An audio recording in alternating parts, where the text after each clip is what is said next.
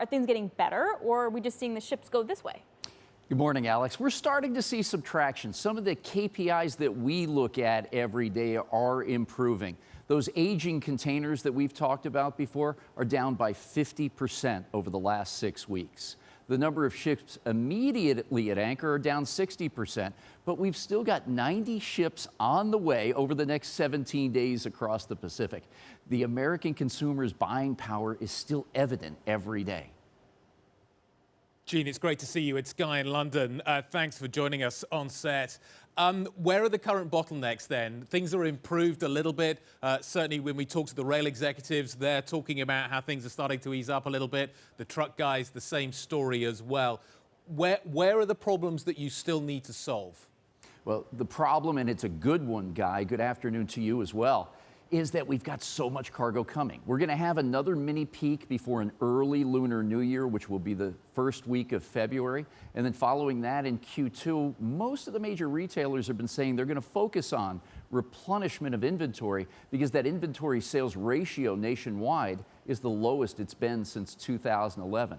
But you correctly say the dwell times, or how long containers sit, have dropped. The rail product now is back to 2 days for a container to wait to get on a rail moving out to the Midwest. That's the best it's been since this surge began almost 18 months ago. Talk about it from the worker perspective. A recent headline, you got Kellogg's Cereal Union says the latest agreement that they had was rejected. Deere had to finally make a union contract. How concerned are you about the longshoreman contract and union negotiations right now? Well, we're some time away from that. The contract expires on the 30th of June next year, and both sides have told me that they'll sit down to the table and begin negotiating in May. These are always important discussions, and usually when the spotlight is on our industry. But there'll be some issues around wages. The industry is making a lot of money. The longshore folks would like to see that. Now, I don't speak for either side, but training and development of the workforce will also be key as robotics and automation are front and center. The workers cannot be left behind. Yeah, but to that point, I mean, do you feel like the balance, though, has shifted? I mean, for so long, workers had a lot less negotiating power. Do you feel like the pendulum's shifting? The International Longshore and Warehouse Union, which does work across 29 West Coast ports, is very strong and a democratic organization. I think they do have strength, and they will continue to exert that. The Employers Association knows that it's critical for the U.S. economy to keep delivering these goods. And while some have commented that our holiday season will be the best ever and retail sales for the full year of 21 might break all-time records, both sides know what's at stake here for the economy and how they are perceived going into this contract negotiation.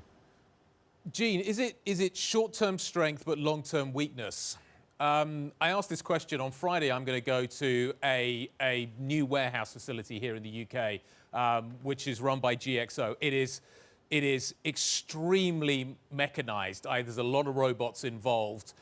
They're using around a third of the staff that the previous facility used. In the long term, is that the direction of travel? You talked about the number of robots you're starting to use. In terms of industrial automation, how big a shift do you think that the last few years is going to generate in terms of the use of that kind of kit?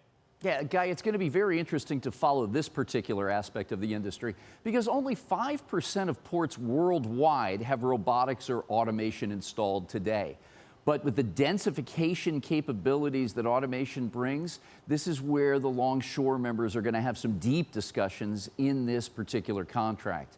We can't lose jobs. We can't cut these jobs and replace with automation, and we've got to bring these folks along. Think about the mechanic who's on the ground as a dock worker now using a wrench. In the future, they'll have to be trained to use computers. We'll have to find other means by which we can begin this process. And the Port of Los Angeles, along with the Port of Long Beach, will soon turn dirt on the nation's first workforce training and development center that is geared towards goods movement specifically. And does that mean that productivity, what impact is that going to have on productivity and retention?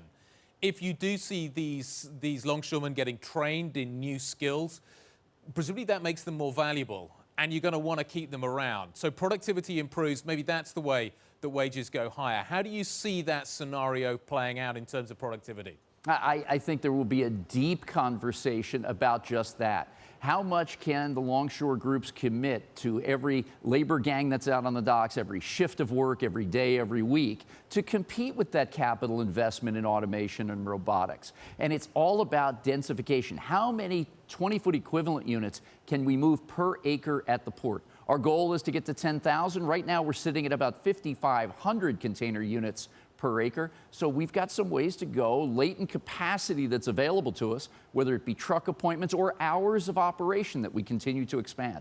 So this is all part of what we need to push forward with. All right, Gene, before we let you go, we are seeing Omicron cases rise.